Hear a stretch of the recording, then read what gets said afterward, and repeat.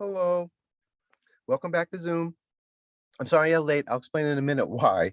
You should be able to see the desktop and you should be able to hear me. People are coming in. Is everything seem okay so far? Yep. Okay, great. Thank you.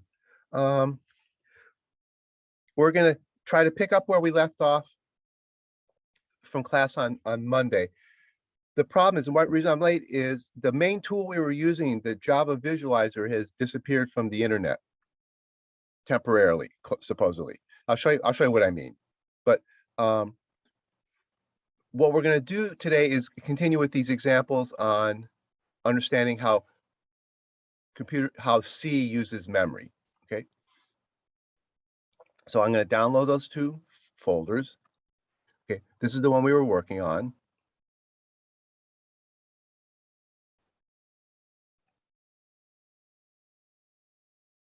Okay,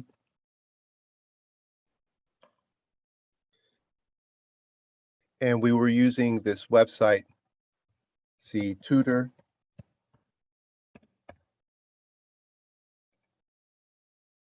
So far, so good. It looks fine. Okay, here's one of our examples.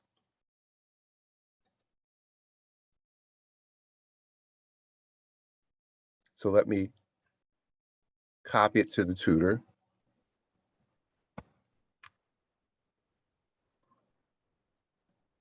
Okay, but the trouble is if you visualize the execution, it says it's not going to be available until February 15th. This is from the University of California, Santa Barbara. I'm not sure, or San Diego. I'm not sure what's happened to them. And there's a bunch of odd things about it. I noticed on Monday when we were using it in class, it was giving wrong results. The name of the person who made it is disappeared from it. He no longer has his name on it. Yeah, I'm not sure what's going on. The professor who wrote this, he used to have his name down here, and it's not there anymore. I don't know if that matters. And the website still acts as if it was there. The website, doesn't imply that there's any problem until you try to use it. So this is not available now. Yeah, I'm not sure why. There's an alternative version for Java, which is working, and it's from a university in Canada. The Java one, the alternative Java one in Canada works fine. It's still working, but this one's in Canada. Okay, at the University of Waterloo in Canada. But I don't know what happened to this one at University of California, why it disappeared, and why they took the name of the author off of the website.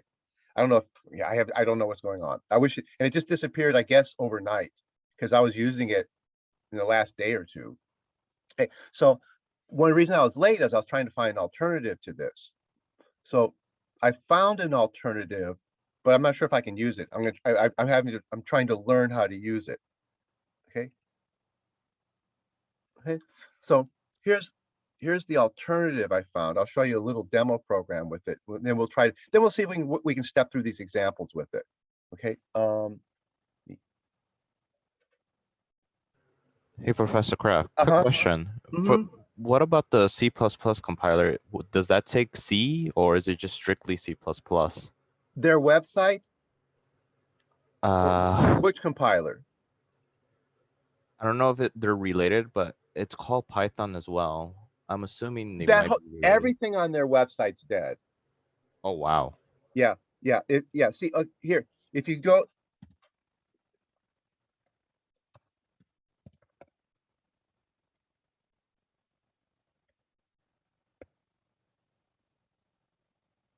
See, they can do Python 2, Python 3, Java, JavaScript, C, C++. They're all dead.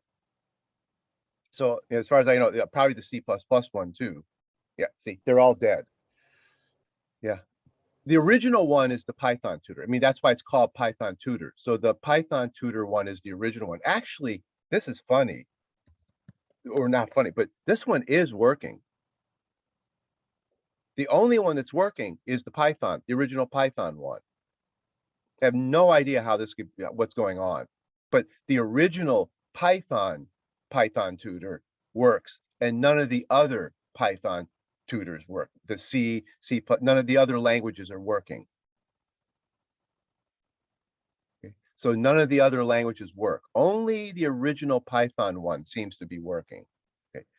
So it doesn't seem to be very useful. Okay.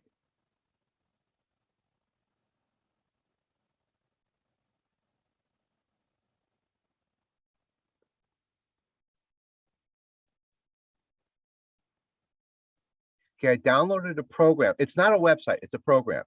And it's kind of complicated to get it running. You probably won't be able to get it running at home, but I'm going to see if I can use it here in class. It's called CC.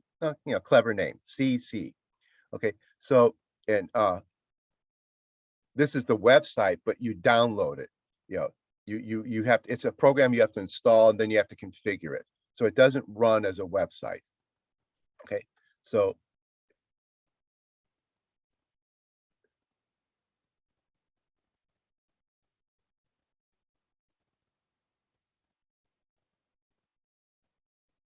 here's the executable. Let me put a shortcut to it here. Okay, so I started up. Well, actually, why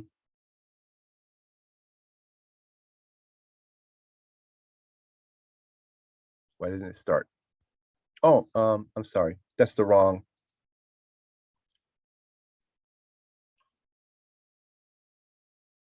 That was the wrong executable. I think it's this one.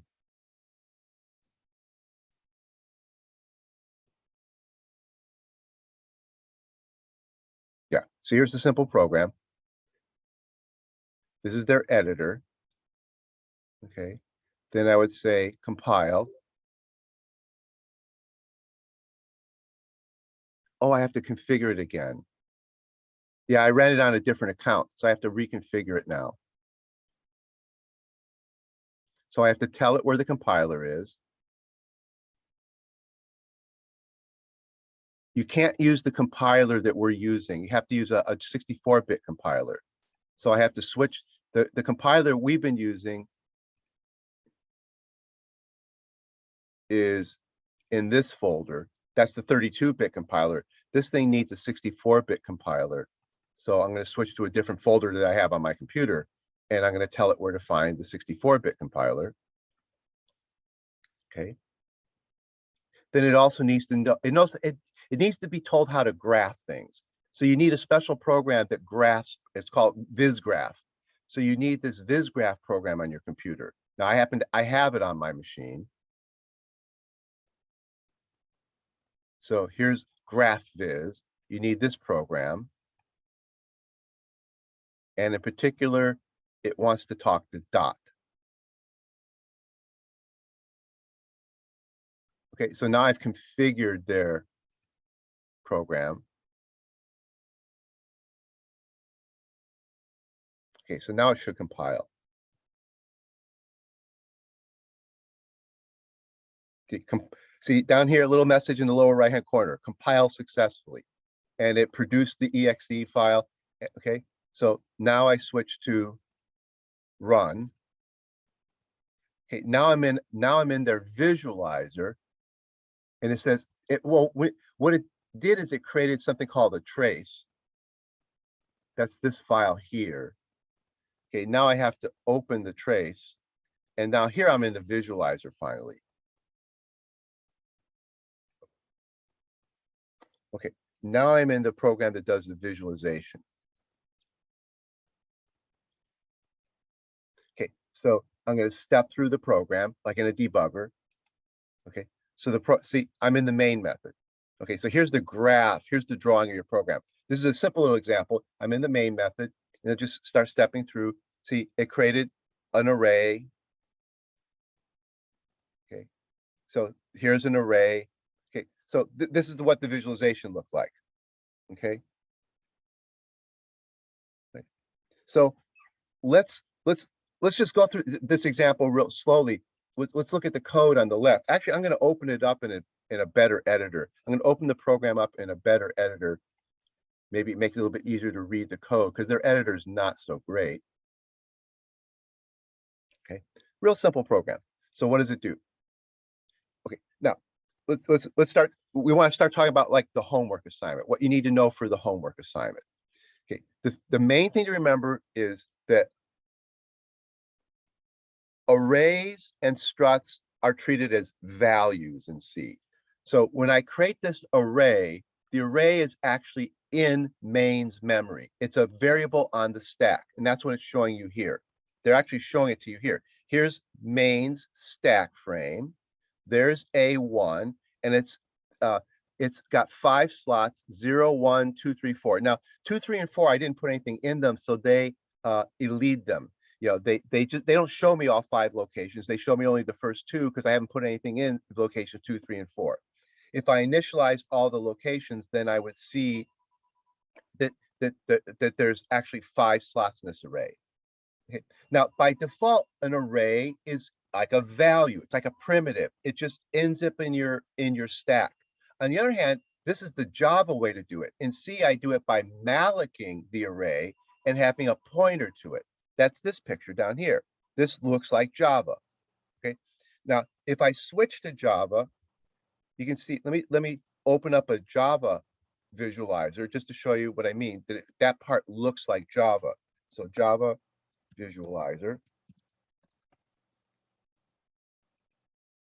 Okay, if I say int array A1 equals int 5, okay,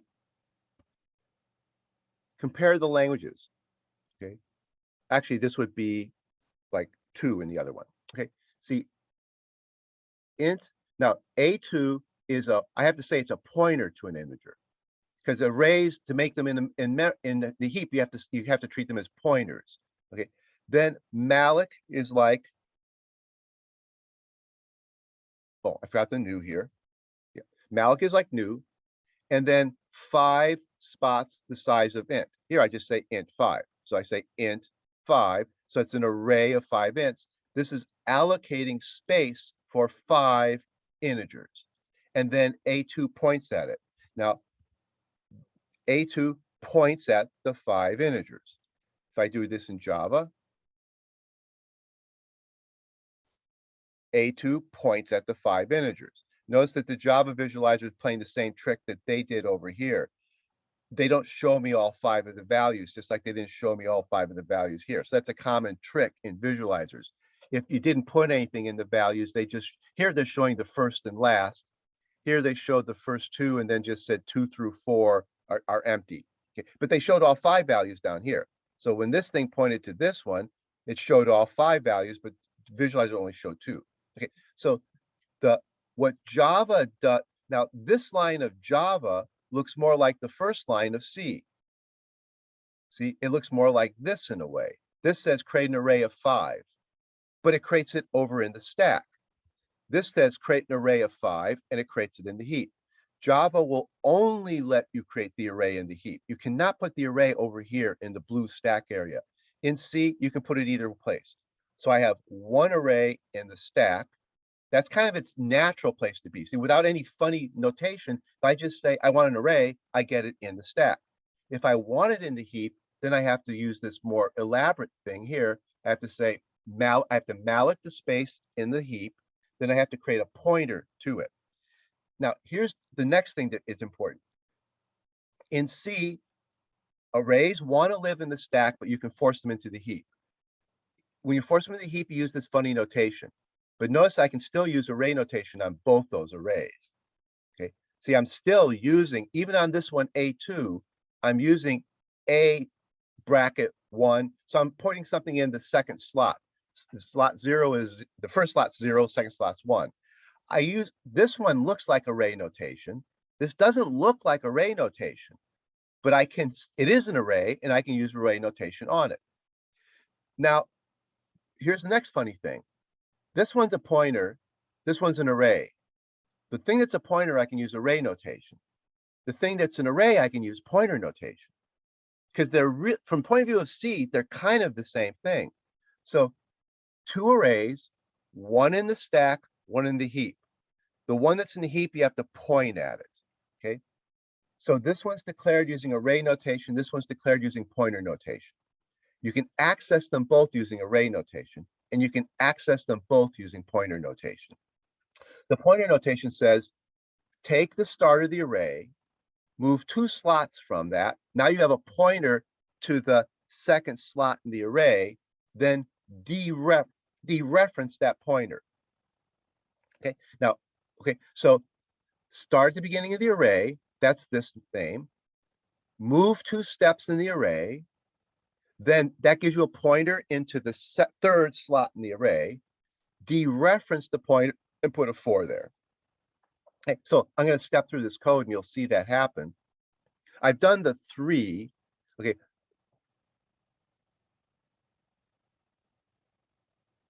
Okay. Okay. So now I'm at this step in the code. Okay. I've got this A1 pointer. Well, A1 pointer actually points to, I mean, he is this first location. A1 is the array, but A1 treated as a pointer is this first location in the array. +2 means go from 0 to 1 to 2. So I'm actually going to be at this guy here, the 2 spot in the array. Okay. You have to kind of click step a couple times. Okay. There's the 4. See, the 4 ended up in there. Okay. I can go backwards in this one also. Okay. Okay. Now notice that what they're doing something clever here. And their visualizations may be not so great, but they're actually doing something very clever. Okay, we're going to go, see the underline. The underline is what line of code you're on. So we're on line 9. The Java visualizer does that way better. The Java visualizer puts a nice yellow bar on the line you're at. See, that makes it a lot easier to see. Okay, so they're putting a little underline. I don't see when I go over here how all those little boxes, I don't know what the point of those are. I don't know what the point of all those little boxes are, but the little underline is the line of code you're at. Okay, now when you think of a line of code actually does multiple things. Okay, so for example, in Java, that line of code does 3 things. It creates an array, it creates a variable, then it makes the variable point at the array. And if you were in the data structures class with me or the CS123 class with me, I kept emphasizing the fact that this line of code does 3 things. The visualizer just shows it all happening at once. That's what, but they're trying to show you that it does multiple things. So now over on the left, they're actually trying to do something real clever. As I step through this, I'm going to step through the steps of line 9, and the underline is going to change places. Well, actually, we're now at line 10. Okay, we finished line 9, so now we're line 10. Okay, so the first thing it does is it says, I have to find A1. Okay, see, it underlines the A1 because it's got to go to A1. After it goes to A1, it adds 2 to it. So notice I'm stepping through the parts of line 10. Okay, that's actually very clever. That's what the Java visualizer never did. It never stepped through the parts of a line. And as you get more and more sophisticated about programming, you start realizing how important it is to understand how each piece of this line of code does something important. Create the object in the heap, create the variable in the stack, set the variable equal to the object, make it point. Okay, those are 3 things. Over here, they're trying to show us those 3 things. Okay, so right now, they've taken 2 and added it to A1. Okay, so now I'm still stepping in line 10. Now they did the whole thing. They finished it. See, the 4 appeared over here. So the underline says, now we finished the whole line. Now we're going to go to the next line. In the next line, we start with the A2. Now that's this guy here. So we start with the A2. Then we add 2 to it. Okay. Now that means that the pointer is down here.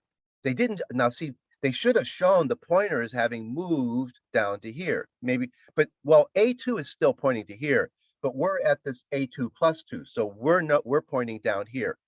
Okay. So A2 really does point to the first slot, but we're at A2 plus 2. I hope you can see that through Zoom, that there's a little underline under A2 plus 2. If I back up, the underline's only on A2. and they tell you what it is, pointer in memory. So A2 is a pointer in memory. A2 is a pointer in memory. Okay. Now we have a pointer. It's still a pointer in memory. I don't know why they dropped the pointer in memory, but A2 plus 2, it's actually pointing at this guy down here. A2 plus 0 is this. A2 plus 1 is this. A2 plus 2 is that. Okay.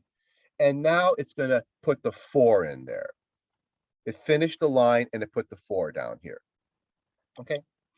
So their visualizers, I think it needs more polish, but it actually is trying to do something that the Java visualizer never tried to do. The Java visualizer, and I always thought it was a mistake of the Java visualizer not to try to show you the steps in a step. Each line of code, because I can break that line of code into, no, I can't really break that line of code into multiple steps. I can't break that line of code into 3 steps. It just is 3 steps. Okay. Used to do a trick.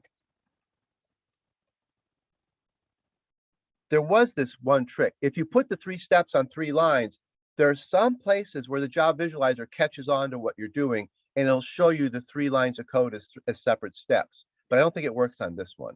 I don't think it can see. See, it just treated all 3 lines as one single line. But there are places where in the Java visualizer, if you take a line of code and you break it into several lines of code, it'll actually step through it does that with for loops, for example.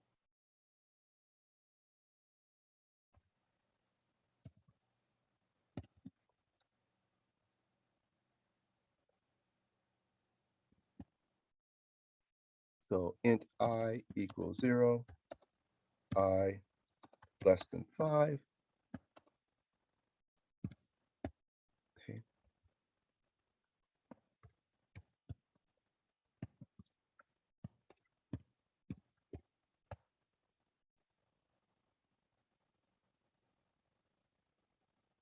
Okay. Here's what the people over here are trying to do that the Java visualizer kind of can do, but doesn't do it very well. Okay. I'm at line 6. Okay. Now I'm at line 7. Now I'm at line 6. But I'm have to hit, okay. If you think about what I'm doing there, if I go back to the beginning, the first thing I do is that, just that part there. After I did that, I check that. After I check that, I print this. After I print this, I do that. After I do that, I go back to here. Well, the Java visualizer doesn't show you that, except it will, if you trick it, put that on one line, put that on another line. You don't have to indent them like that, but I indent them to kind of remind you that it's how it used to look. Now visualize it, and now you see the visualizer is actually kind of smart. Okay, I start at line 6, then I go to line 7, then I go to the print, then I go back to 8, then back to the Boolean, then print, then increment, then test, then Boolean. See, now I see this, whereas before it would just go back and forth between 2 lines. Now we see the steps: print, increment, check, print, increment, check, and it never goes back to this line. So the visualizer will only show you will only show you the parts of a line if you break it up, but not always. Like, it won't show us the parts of this line, but it'll show us the parts of this. Okay, so that's kind of, that's what they're trying to solve over here, that there were 3 parts to this. This one is done first, this one's done second, then this is done third. Okay, the way the computer executed is allocate the space, allocate the variable, then make the variable point to the space. Then down here, it would be set the variable to a value, check that it doesn't exceed the limit, then do the print, then do the increment, then check it again, then print. Okay, so the visualizer won't show these 3 steps, but it will show these 3 steps if you break it up into separate lines. They're doing that over here with the underlines. This is called a stepper. This idea is not the idea of showing you which part of the line is being done is referred to as stepping through the line. So it's called a stepper. The visualizer here is not really a stepper. It doesn't really want to step through the parts of a line. It just wants, it's a debugger more like. It just wants to go from line 3 to line 7. It just wants to go line by line. And over here, they wrote theirs to be a stepper. Okay, but that if you don't realize what they're doing, you're sitting here clicking, wondering what's all this stuff going on. Okay, so you have to kind of, it helps to have a sense of what it is they're trying to do here. Okay, so if we go all the way to back to the beginning of the code, okay, I would think you see how everything's underlined. Like I go from here to here. I think what they're saying is we're about to evaluate the whole program. See, I'm at the beginning here. So they're thinking the way you're supposed to think in a real general sense. The program evaluates main. So the first thing it's going to do is evaluate main. Then you're going to step inside of main to evaluate the parts of main. So now you're going to go to line 6. And the first thing you're going to do is, well, actually, they start at line 7. Okay. The first thing you're going to do is the right-hand side. See, this is like I was saying over here. The first thing you do is the right-hand side. So first they allocate the space. See, that was a space allocated. Now they're going to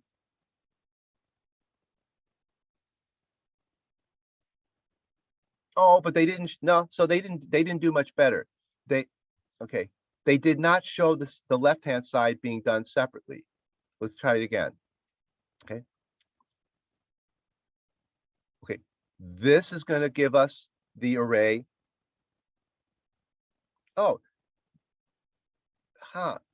There's the array. That's been allocated.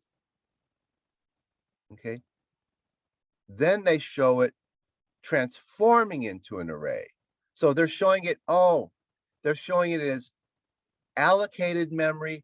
Then they're saying, but it's really turning into an array. So that's when they're actually that's when that's when it became this part. Okay. This is just, see, Malloc doesn't know what it's making. Malloc just creates a space. That's one of the things I mentioned the other day. Malloc doesn't know what it's building. You tell it how many bytes to create, it doesn't know what's going to go in those bytes. It's the left-hand side that says what's going to go in those bytes. Okay, so at this point, they just create a space in the heap. Okay, then they say, but turn it into an array. Okay, and the Java visualizer is real clear about stuff being over here in the stack or over here in the heap. Okay, these guys notice that they're not being, this is the stack and this is the heap, and the heap is shown above the stack. I don't think that's a good idea. The heap should, it's the stack you think of as growing down. So putting this guy over here makes it look like this is all the stack. This is over here in the heap. The visualizer got that right. The visualizer is putting this stuff over in the heap. The stack and the heap are two separate sections of memory. They're kind of, if you're not careful, you'll think the wrong thing here. You'll think that this is all the stack because it looks like it's stacked on top of each other. But they haven't yet done. They haven't done they are doing the separate parts. Okay. As I'm talking, I'm realizing that they're doing the right thing. So let's go through it again. They are doing it in 3 steps. Okay. Step 1, allocate the space. Step 2, see that it's an array. Okay. See, there's the A2 now. See, A2's been created. See, if I go back a step, there A2, well, A2 still hasn't been given a value yet. So and then now, and now it moves over to the heap. Okay, so now see, there's the last part. Now it did the equal sign. It made A2 point at the array, but now the array moves over here like Java visualizer. Now it's where it belongs, over in the heap. Okay, but notice there was 3 steps. Okay, if I go back, step 1, create the memory. Step 2, essentially create the variable that says that this is an array, then make the variable point at the array. But all that time they were underlying this part here. They weren't actually showing that they moved from this part to this part to this part last. So they didn't quite they didn't quite get the underlining part right. Okay. Now, what am I doing? Now I'm going to do this equal sign. So first I have to say what my variable is. You know, I have to notice it says here L value. See, L value is a word people use in C to mean things on the left-hand side of an equal sign. Things on the left-hand side of equal signs are called L values, and things on the right-hand side of equal sign are called R values. Not everything can be an L value, and not everything can be an R value. So, for example, you can't write 3 equals 5, and the compiler will tell you 3 can't be on the left-hand side of an equal sign. It'll say 3 can't be an L value. Okay, so so this is saying that we have an L value, okay? And then the next step is to put 3 in it. So that put 3 in it, okay? Then notice here, A2 is a point. Now notice that it's underlining just the A2. So it's telling you, you start with a pointer. See, A2 is a pointer. Even though I'm using array notation, this guy says A2 is a pointer. A2 bracket 1 is an L value. See, it made the L value out of the pointer. Okay, so it's showing you the steps, the thinking going on here. A2 is a pointer, but A2 bracket 1, it becomes a value that you can put something in. Then the 3 gets put into it. See, finally the 3 gets put into it. Okay, now here, A1 is a pointer. Well, A1 over here was declared using array notation, but in fact, it's also a pointer. So here they're telling you A1 is a pointer. Now I need to do A1 plus 2. That's still a pointer. It's A1 plus 2 is another pointer, but instead of pointing over to here, it's actually pointing down to here. So they don't show you that, but A1 plus 2 is actually pointing down here at the 2 slot. Okay. Okay. Then it's going to put the 4 in it. Okay. So then it put the, I'm sorry, the 3 in. No, let's see what happened. Oh.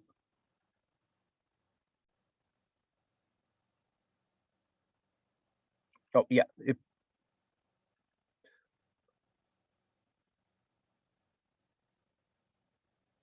Oh, this was working with A1. I'm sorry. I was mixing up line A1 with A2. This is A1 is a pointer.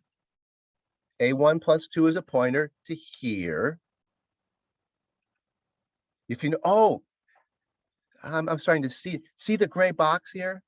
See the gray box? That gray box is meaningful. See, A1 is a pointer. It points at that gray box. Then if I step, the gray box moves. See, that's A1 plus 2. That's that gray box. So they're showing you they are showing it real well. The pointer moved from a box at 0 to a box at 2. Okay, now they put something in that box. So there were the steps of that line of code. Okay, the steps are A1's a pointer to the beginning of the array. A1 plus 2 is a pointer inside the array. Now I'm going to put something in that slot. Now I move to the next line of code. Okay, now I move to the next line of code. A2 is a pointer. Okay, A2 points to this gray box here.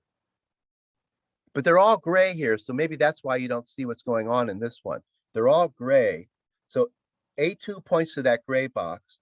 A2 plus 2 is actually pointing to this gray box, but they should have used a different color because they have it all gray anyway, but it's actually pointing to this gray box here now.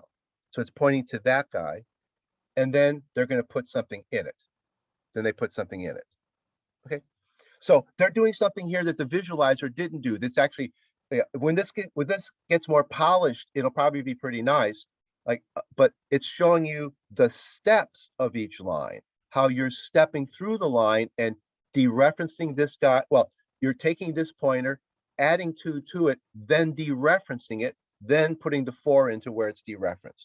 Okay, so Arrays want to be in the stack, but can be in the heap.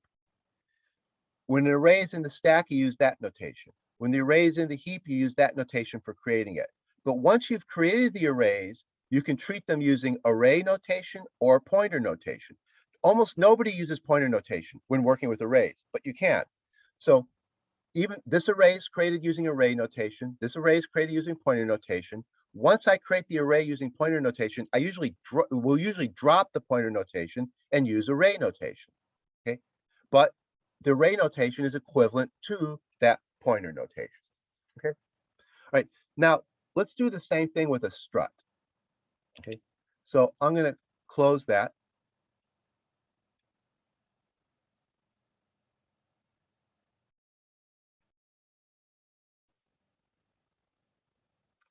I'm going to take this program and make a copy of it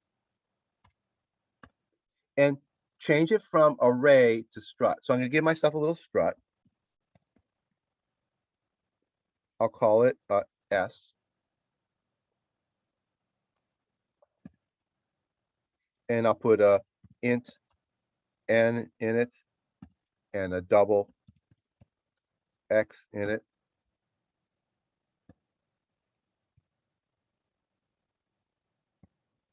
Okay, see, let me compile, make sure I'm not, make sure I don't have any little mistakes in there.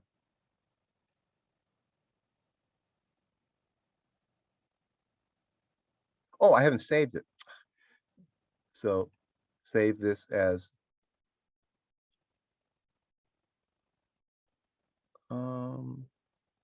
oh, that's what this editor doesn't follow. See, this example is in this folder here. And this, you think that this guy would stay in the same folder I'm in, but it doesn't. It doesn't follow the folder. If you have one file open in another folder and you create a new file, it just, see, when I go to save it, it just saves it in its own directory. Okay, so I need to go to the desktop. I'm in this folder. Okay, and I want to call this one example 2. Okay, and let me just make sure that I haven't got any. Okay, now I'll change this to a strut. So I'll say strut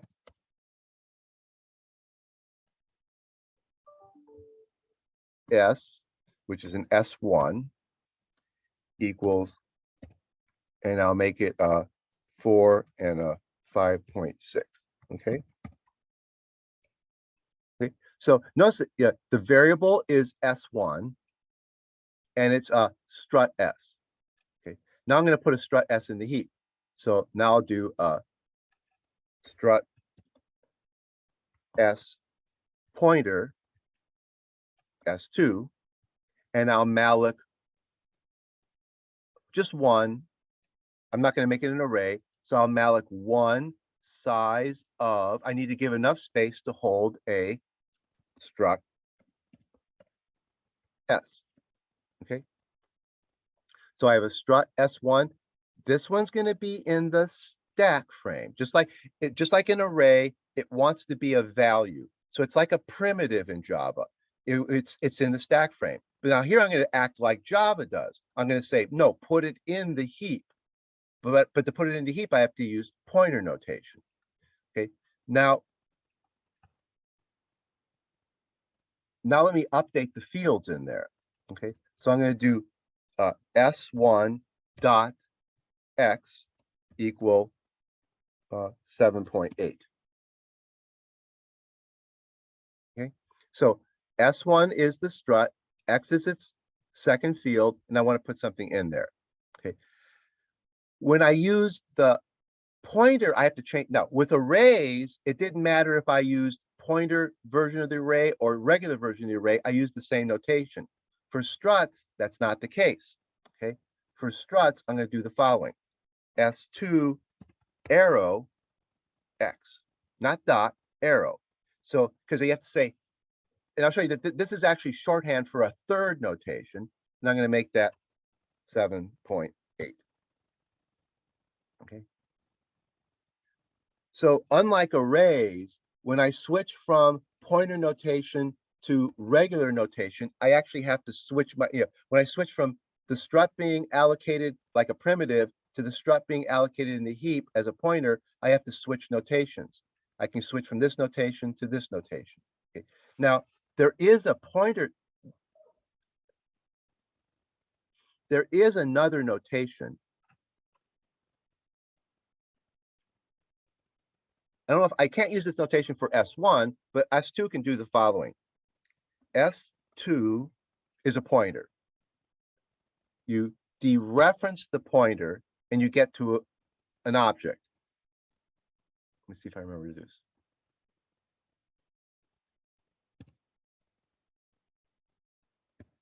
Then you can get to the field in that object. And I can make it say 8.9. Okay, and let me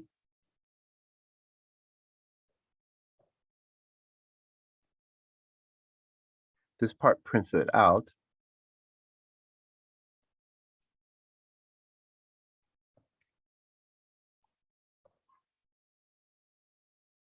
Okay, so this would be S1.x. This is S1.y. This is S2 arrow x. S2 arrow y. No. You used n and x, I believe. Yeah, right. So this was S1 dot, what was it? N is your integer. and x S1 is dot your variable. n, S1 dot x, then S2 arrow n, S2 arrow x. Okay. See if this compiles. Okay. Okay. Now, compare this one to the array one. There's the array, kind of the natural, easy way. But it's like a primitive in Java. It's in the stack. There's the strut, the simple, easy way. It's in the stack. Okay. There's the array, the more complicated but Java way. It's in the heap. There's the strut in the heap. Funny thing about arrays is, doesn't matter which way I created the array, I use the same notation for it. I can use array notation. For the strut, I have to switch notation. One notation for the primitive like strut, and one notation for the allocated, the pointer strut. Okay. And then, but I can use a pointer notation for both of the array. Both of the arrays have a pointer notation. In the case of the strut, I didn't explicitly use a star here. Here's the star version of it.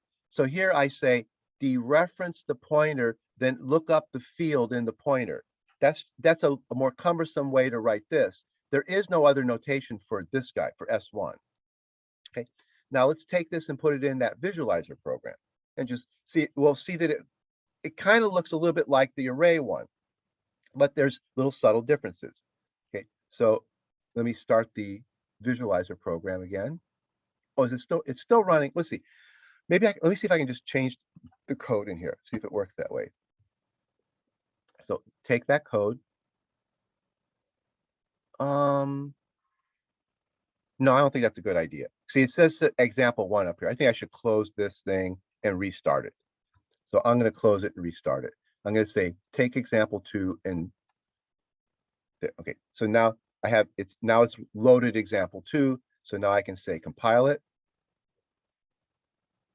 Compile successful.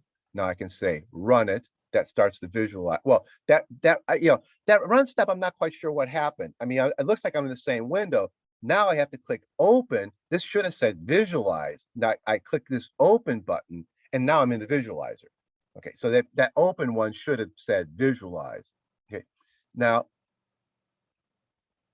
over here is going to be where it's going to draw the picture. Okay, so now first thing, so we're in main. We're going to evaluate main. That's our starting point. We're going to evaluate main. Inside main, we're going to have this strut S1. Okay. Notice that now. Notice that the underline is over here on this side. So it's creating the values, and then it put them, and then it finished. I mean, that whole line was pretty much take those values and put it in the strut. Now see, the strut sits inside main. Okay, it's like a primitive in Java, just like the array sat inside of main. It's a local variable inside main. Now we're at S2. Okay, so now we're going to create that funny little box that is the raw memory. Okay, I don't know why they drew it over here. It should have been drawn over here. Okay, and then notice it says invalid pointer, because right now it's just a chunk of memory that hasn't been determined what it is yet. Now that chunk of memory is determined to be a strut S. And it's still in the wrong place. It needs to be going over here. Yeah, they haven't moved it over here yet. Okay, so now it's a valid pointer to a strut. Okay, now S2 is made a pointer to it. Okay, notice it took 3 steps to get through that line 12. You had to create the object on the left, create the pointer on the left. You had to create the object on the right, and create the pointer on the left, and then initialize the pointer to point to the object. So now we're done. Okay. Okay. So now we have 2 struts, one in the stack and one in the heap. Okay. And we can't use the same notation for them now, unfortunately. The strut in the stack has to be talked to one way. The strut in the heap has to be talked to another way. So the strut in the stack, we do s1.x. That's an L value. So it's telling us that s1.x is an L value, and it can move the 7.8 into it. So there's the 7.8 got moved into it. Okay. Now, this one's more delicate. See, it starts with just the S2. The S2 is a pointer. Okay. So the S2 points to something. Okay. Then you want to figure out what it points to. S2X is an L value. Okay, that's this guy down here. So S2 by itself is just a pointer into memory. But S2 combined with the arrow X is an L value. So now it's actually over here. It's gone from saying I'm a pointer to something to here's what I'm pointing at. I'm pointing at that X. Now it can put the 7.8 into it. There, put the 7.8 into it. Notice the N is still uninitialized. That gray box here means that N, no value ever got put in N. When you malloc the memory, remember, we said when you malloc the memory, it's just full of garbage. Most of these visualizers don't show you the random number that's in an allocated space. Like the Java visualizer and this one both. See, this one shows a gray box. The Java visualizer would show a question mark to say that you didn't put anything in here. The question mark's hiding the fact that there really is a random variable in a value in there. And I'm not sure if they're doing the right thing or not. Like here, that's not an empty variable. If you printed it, you would see that there's something in it. It'll print. Okay, it'll print whatever garbage value is in it. But here it shows as a gray box. So it's not really accurate to show that it's a gray box. There is a value in it, but just the random number that it held from what last time somebody used that memory location. Okay, so now S2X got the 7.8. Okay, now do something similar. S2 is a pointer, just like it was here. Now follow the pointer, okay? And then you follow the pointer and you get to an L value. So you follow the pointer and you get to an L value, then you can put something in it. Now I got the 8.9. So they're showing it as they're trying to show the steps that the program really does, how you're supposed to think about this stuff. That this thing is a pointer, you dereference the pointer to a memory location, then you look up the .x in that memory location, then you put 8.9 in that spot. Okay, so they show it as a bunch of little steps. The Java visualizer would not show it as a bunch of little steps. The Java visualizer would execute line 15 in one step. Yeah, it would just be one click, and line 15 would be executed. Okay, so we've got struts and arrays being somewhat similar and somewhat different. Yeah, both of them can be allocated in the stack. Both can be allocated in the heap. When you allocate, they both want to be allocated in the stack. That's their natural place. A strut S is sitting in the stack. To get it in the heap, I have to create a pointer to it and malloc it. And same with the array. If I want to put an array in the stack, I have to create a pointer to the array and then malloc the array in the stack. On the other hand, with arrays, once I've malloced it in the stack, I can use a regular array notation.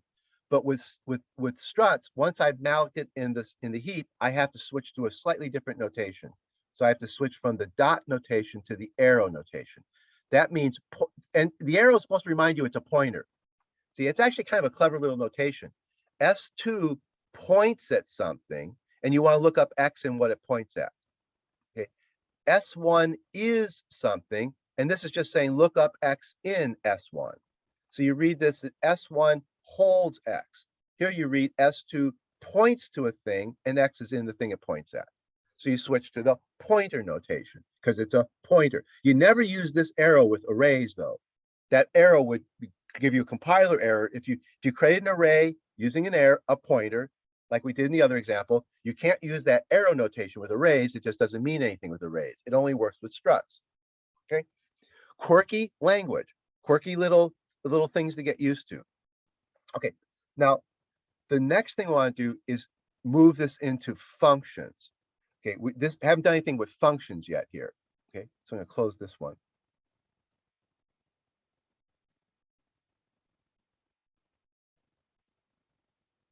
Let me just give this guy a function. So I'll say int f, and I want this function to take in an array of ints. So the function takes in an int array reference, int array parameter. Okay. Okay. Notice I don't say how big this array is because well, okay, we'll see what happens here. What I'm going to do is I'm going to return. I'm going to do something real simple. I'm going to return the 0th item in the array plus 2. Okay. So I'm just going to return. No, I'm not changing what's in the array. I'm just going to return to the number that's the array. I'm going to take the first element in the array, add to it. I'm not going to take the third element in the array because I don't know if the array has 3 elements. I don't know how big the array is. I'm not even going to take the second element in the array because it may not have a second element, but it better have a first element. If it's an array can't be smaller than one thing. So I'm guaranteed that this guy is there. So I'm just going to add 1. I'm going to add 2 to it and return that. Okay. Make sure this thing compiles. I didn't make any typos. Okay. Oh, and then, okay, now I want to call down here, I'll call it. So now I'm going to call it, I have 2 kinds of arrays. I have A1, and I'm going to call it again with A2. Now they're not the same kind of array, but we'll see that the function doesn't care. Why does the function not care? We said the other day that when you pass an array to a function, the array decays to a pointer. So that means that this guy is a pointer. It doesn't matter if the array was created with a pointer or not. When you call it as a function, when you pass it to a function, the array decays to a pointer. It actually becomes this guy, not this guy in a sense. So this array decays to something like this. It takes getting used to think about this stuff. So A1 is not quite the same kind of array as A2 is, but I pass them to this function the same way because the function actually sees them as pointers. Okay, so let me make sure this compiles. Oh, int x1, I'll just capture the return value.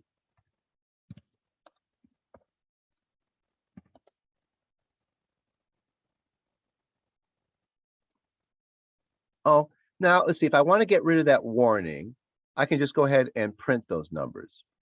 So that's what the printfs are there for. So the compiler doesn't say you have these variables and you're not using them. So to get rid of the warnings, and also if you run this program at the command line, at least you see the output now. You know, by having a printf in there, you'll see something come out.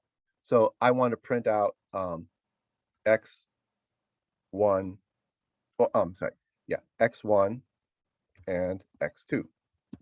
Okay, so that'll be the 2 results. Now, if I compile it, the compiler is happy now. I don't have any variables that I'm not using. Now the reason it tells me you didn't use this variable is because I turned on all the warnings. Normally, you don't get complaints from the compiler if you create variables and don't use them, but it's not a good idea. People don't find that acceptable in code that you turn in. So the compiler will tell you if you have a variable that you never used, you should figure out, did you make a mistake, or did you should delete it, or maybe you made a mistake and you meant to use it and you just misspelled it somewhere, or maybe you forgot that you had it and you just should delete it. So the compiler will warn you about variables that you aren't using. Like when you turn in homework assignments, you should be checking for that. Don't turn in homework assignments with variables that you don't use. Okay, so now let's open this into the visualizer, into this new visualizer. Okay. See, there's the program. If I delete that exe and I delete, that's their this is the data structure that represents their visualization. So after you compile it, yeah, I'll show you. Compile. See, it creates that exe. Then the next step is run. But run, what it does is it runs your program, it creates a visualization of it. See, there's their data structure that represents the visualization. Now you want to see the visualization. Calling this open is confusing as heck because you open files to edit them. This should have been, I think, visualized. So now we're going to visualize this thing here that is the visualization of our code. Okay, so now we're going to visualize it. Okay, now I'm going to step through the parts we've done already. Okay, here's the part that's interesting. We're about to do this function call. Okay, so no, the function doesn't show up here because the function's not a data structure. So the function doesn't show up here. But when we now this is the stack of main. When we call the function, we should get a stack for the function. Okay.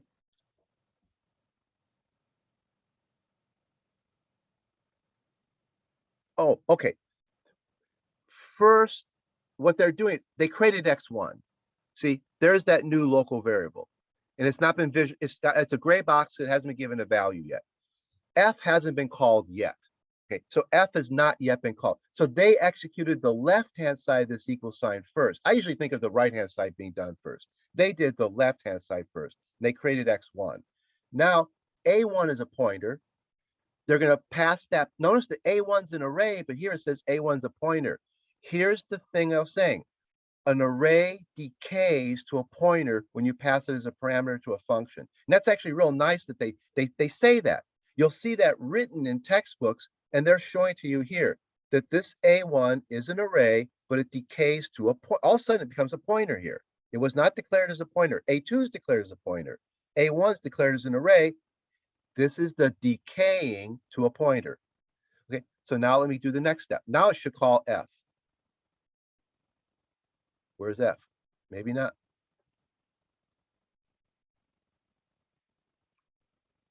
Well, now it's okay. See, it went from underlying A1 to underlining F of A1. So I think maybe now this is their way of saying, now we're going to call F. Yes. Okay. Now we're stepping into F. No, they're trying to show you how they're doing it step by step by step. So now we've jumped into F. Here's the stack for F. Notice their stack is growing to the left. Their stack's not growing up and down. Their stack is growing to the left. So here's the stack frame for F. Okay. Okay. So F has got a parameter. It doesn't have any local variables, but it's got this parameter. This parameter points to the array in the stack. See, it's a pointer to this array in the stack. Okay. The pointers are a little bit funny here. You know, the pointers are, you know, if this is the Java visualizer, this guy would be either above or below main. Okay, but he's pointing to an array in the stack frame of main. Okay, now we're going to execute this line here, and we'll see how he steps through this. Okay, array is a pointer. The array decayed to a pointer. So array is a pointer. Okay. You know, oh, I just noticed another thing here. See how this is in a color that's gold?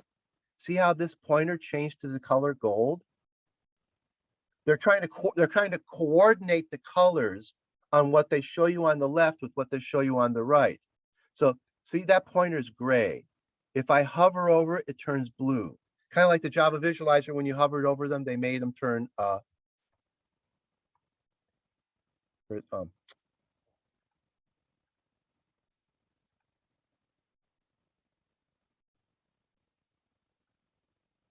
see, from blue to red, from blue to red. Here, they're using, the pointer's kind of grayish. If I hover over it, it turns blue. If I hover over this one, turns blue. That's when you have complicated structures, it helps to see the color. Yeah, if you have 27 pointers, you can point to here and see the color of where it's pointing at. So it helps to have it change color. But when I step through this code, see, we're about to, array is a pointer, and see, they tell you it's this pointer here. See, it's changed color to gold. And notice if I hover over it, it doesn't change color anymore. It's been, see, the gold part here is the gold part here. Okay. I wonder if other things, if I'm hovering over stuff to see if it changes. I'm just curious to see what changes. I don't understand this top window yet. They call it the evaluation tree. I don't know what this top window's doing yet, because I only started playing with this a few, this morning. So I don't know what's going on quite up here. Okay. Oh, if I hover over this arrow, stuff on the left changes. No. What am I hovering? Oh, main. Oh, if I touch the box for main, it underlines the code for main. That's what it's doing. Yeah, that's the, I didn't even see that. So if I touch the box for main, it underlines main code. So if I touch the box for F, it underlines F's code. Okay.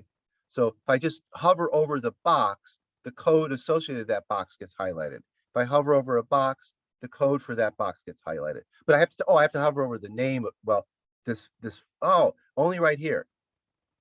See, the arrow, the underline is kind of flaky. Okay. When you learn a new program, you have to just start experimenting. I mean, what you're watching me do is how I learn new programs. You start up a program and you just start hovering over things, clicking on things, trying to pay attention real carefully to what's going on. When you learn a new program, it's like learning a new language. You just have to pay attention to lots of little details. The more details you figure out, the more you can do with the program. So right now we're being shown that this parameter, which is an array parameter, is actually degraded to a pointer parameter. Okay, it's not an array, it's a pointer. Okay, that's important in C. Arrays are pointers when they're inside functions. Okay. Now, if I create a local variable that's an array, it won't be a pointer. I mean, that's array parameters become pointers. Next, we should add to this example a local variable that's an array, and we'll see that it's not a pointer, but the parameter is a pointer. The parameters degrade. Okay. Now, what happens here? So, array is a pointer. Array 0 is an L value. Now, that means it's a value you can manipulate. It's going to add 2 to that L value. Okay. Oh, did I never put anything? My program crashed because I had not actually initialized that array value. Okay. Now, let me show you something.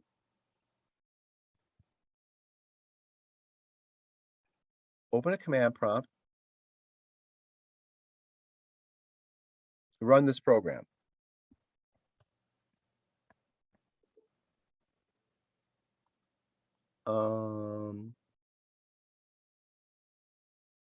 Oh, that program was compiled for them. So I can't run that executable because it was compiled for them. Okay. I'll show you. The program runs. It's their visualizer that's crashing the program, which is kind of a good thing. They're saying you're using an uninitialized value, so your program should halt here. But in truth, the program, if I compile, well, I'm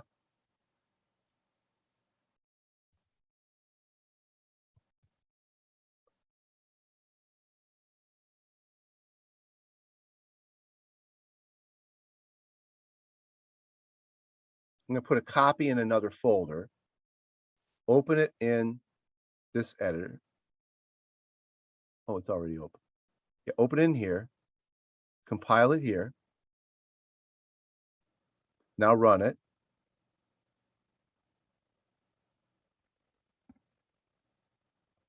See, it runs. And it prints out everything. There's the garbage values. They're really there. The garbage values are really there. The visualizer's choosing to halt your program because the visualizer kept track of everything and it realized that this was an uninitialized value. But a real C program, when it's running, doesn't give a darn about uninitialized values. It just blasts right through them and keeps on going. So see all these funny numbers? Those are the uninitialized values. I only initialized 3 and 4. That's an uninitialized array entry. That's an uninitialized array entry. That's an uninitialized array entry.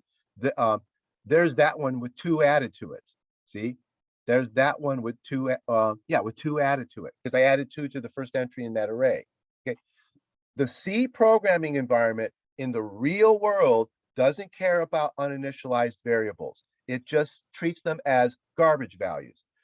But the Java visualizer, this Java tutor, and this one, they're watching and they'll say, oh, you are printing an uninitialized value, so we should halt your program. But that's not what a real C program would do. Okay, so to fix that, I would need to just go, if we want to see that finish, I would have to go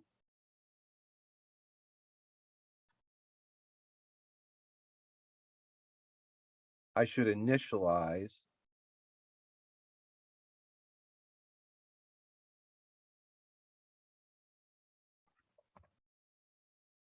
A1, 0. I'll make it equal to -1, and I'll make A2, 0 equal to -1. Okay. Remember, even though A2 is a pointer, I can use array notation. Okay, so now if I move this into the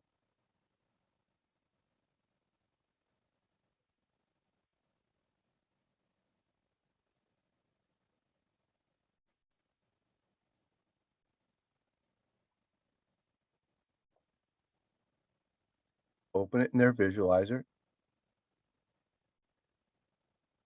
Okay, now I fixed the no, what happened? Oh, did I edit the wrong one? I probably edited this one.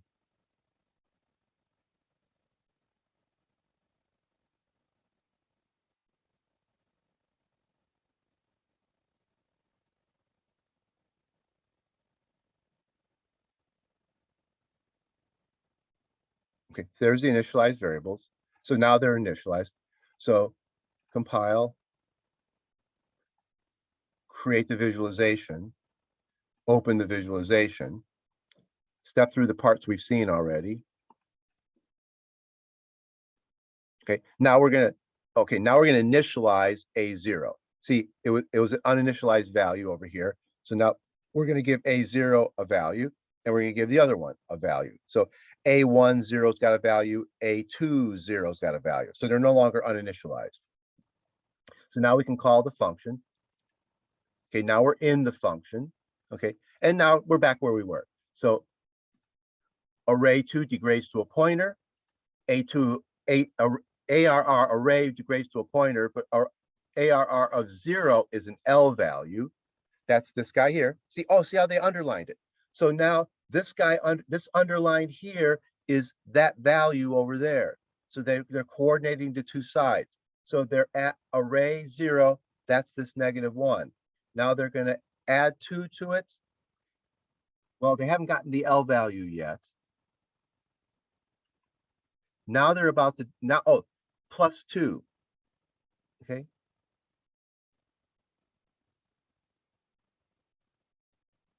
See the 1? That's the result. -1 + 2 is 1, but it hasn't been put over here yet. So I think what they're saying is they're going to move that 1 over to there. So 1 is the result. So it got,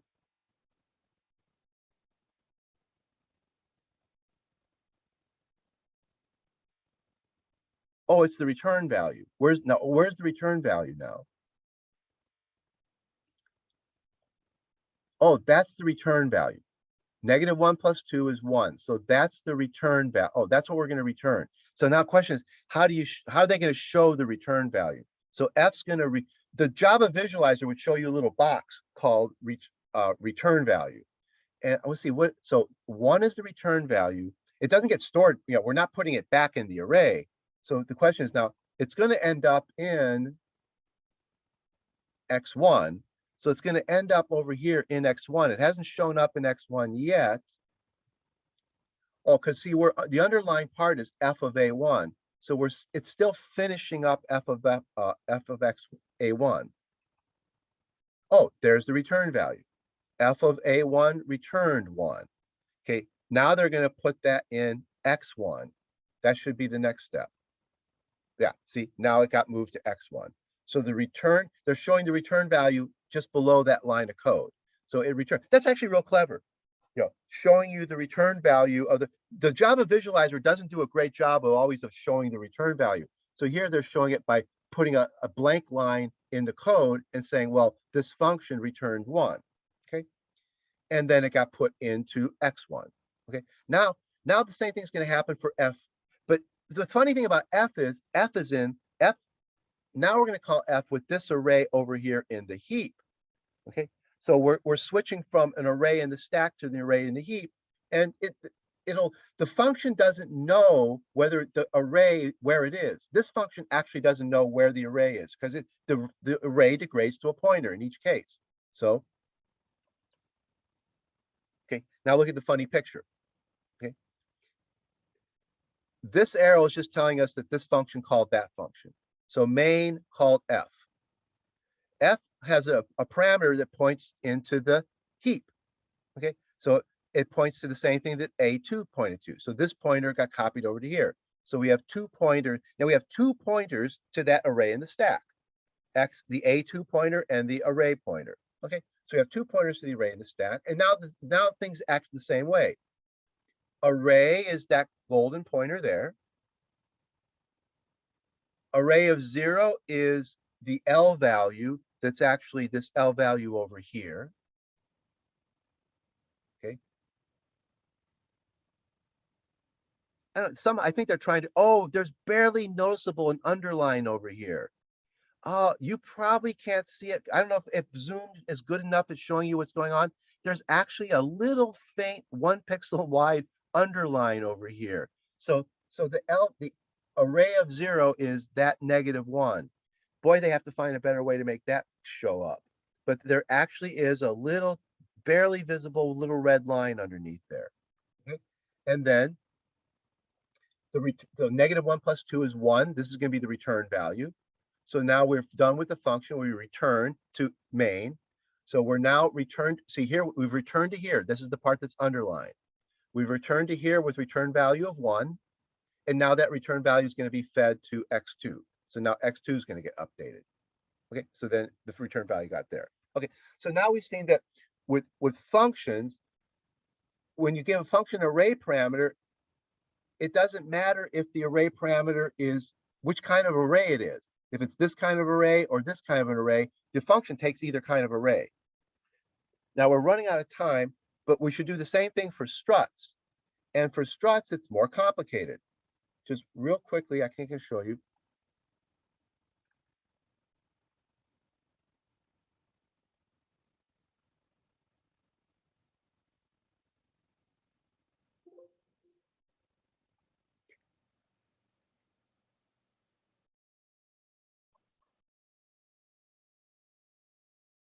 Okay. I'm going to create a function. It's going to take a parameter that I want to be a strut. So I'm going to say strut s. I'll just call it little s. Okay, there's the parameter. Okay. This function now works well with this guy. Does not necessarily work well with this guy. You got to be careful. Okay, because this guy is not a. Okay, see, we have to quit now, but this function now is going to work fine with that strut because this strut will be copied to that guy. but this strut is a pointer, and so it'll take a little bit of, you have to be careful. Either you have to call the function differently or define the function differently. Okay, so like down here, I'll be able to say f of s1. That'll work fine, but I can't say f of s2. Okay, I'd have to say f of dereference s2, or I have to change the definition of the function. The function either works with, so this is what we'll pick up with on Monday. Okay, how does a strut get passed to a function? And we have to be a little bit careful. Unlike the array case works well with either kind of array. The function case with struts, we're going to have to be careful because there really is a difference between a strut that's a pointer and a strut that's a value. So the function either takes a strut that's a pointer or a strut that's a, there's taking a strut that's a pointer, there is taking a strut that's a value. So those are two different functions. So, but then you can write any one of these functions and then pass it, like you can do this with that. And then this one would be like that.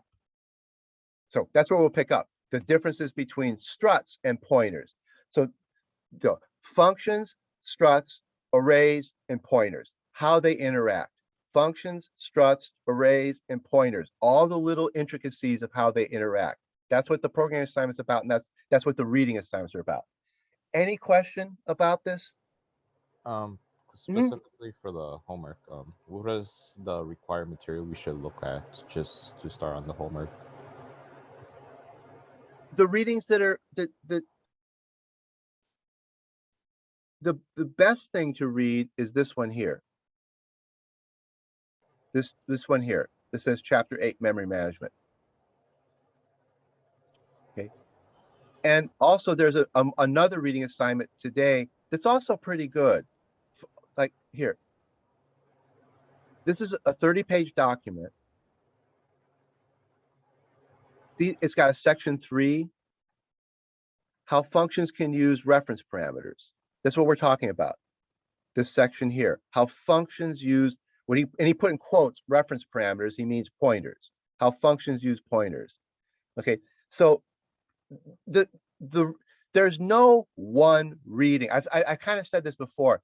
The C language is complicated. There's no one reading that's going to be, that's what you need to know to do the homework assignment. This stuff is unfortunately kind of multi-layered. And so there's a bunch of readings and everything you need to know is in those readings, but there's a lot of readings. I think that this one is, I think, the single best one here. I think that one's the single best one. It's not 89 pages. It's actually, this is the middle of a long document. So that's the beginning of this chapter. So the chapter, I think, is about 20 pages. Okay. And it talks about arrays and struts, see, dynamic arrays, okay, functions, pointers, okay. He refers to it as memory management. Thanks, Professor. Yeah, the stuff is just kind of scattered around in these references. Okay. So on Monday, we'll finish this example with functions and struts. We'll finish this example with functions and struts, and then the real details of what we're doing is in this zip file here, data structures and functions. Okay, so there's where even more detail is. So the examples we did today are warm-ups for the examples that are in this folder here. So on Monday, we'll finish the example with the strut, and then we'll start doing the examples in this folder here. Any last question? This program I used today, I don't know if anybody wants to try to use it. It's kind of a nice program, but installing it, you need to install like it's still kind of a research project. So if you want to try it, you can send me an email and I can kind of tell you know where how to get started with installing it. But you can't just download. If you download their installer and install it, you'll still be missing a couple pieces. Okay, their installer does not install the whole program. It installs this folder here, and you still need a separate compiler, and you need a 64-bit compiler, not the one we're using, and you need this GraphViz program that draws the graphs. So if you want to play with this, it's kind of neat, but to play with it, you would need to install 3 things on your computer. So if you're interested in it, send me an email. I can maybe give you some, help you get it going. I don't know what's gonna happen with the Java visualizer. I don't know if they're, their website said back in 2 weeks. We'll see. I hope it does come back in 2 weeks. Okay. All right. So we'll quit there. If you have questions, send me an email, and probably we'll be back in classroom next week. I mean, probably the snow will be gone and we'll be back in the classroom next week. So I'll keep it, I'll say on the website where we're meeting. Okay, so it'll tell you on the website whether we're meeting in class or if we're meeting by Zoom. Okay, so I'll try to keep the website letting you know. Okay, have a nice weekend. Bye-bye. Take care, Professor.